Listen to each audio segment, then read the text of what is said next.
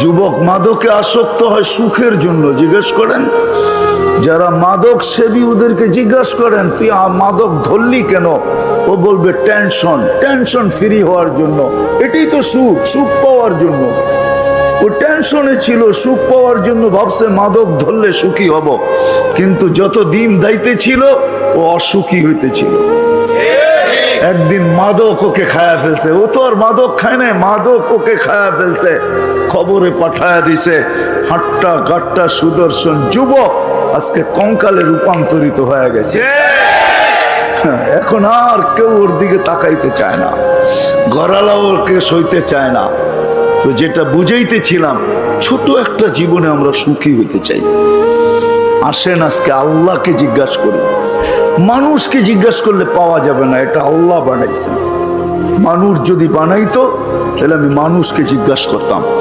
কোনো আর্কিটেকচার যদি সাজাইতো তাহলে ওকে জিজ্ঞাসা করতাম। কোনো কোম্পানি যদি, বিদেশি কোনো কোম্পানি যদি এটাকে সাজাইতো তাহলে ওকে জিজ্ঞাসা করতাম। এটাকে অস্তিত্ব দিছেন আল্লাহ, সাজাইছেন আল্লাহ, ফুটাইছেন আল্লাহ, সুরক্ষিত করেন আল্লাহ। যুবক মাদকে আসক্ত হয় সুখের জন্য। জিজ্ঞেস করেন যারা মাদক সেবী ওদেরকে জিজ্ঞাসা করেন তুই মাদক ধরলি কেন, ও বলবে টেনশন, টেনশন ফ্রি হওয়ার জন্য। এটাই তো সুখ, সুখ পাওয়ার জন্য।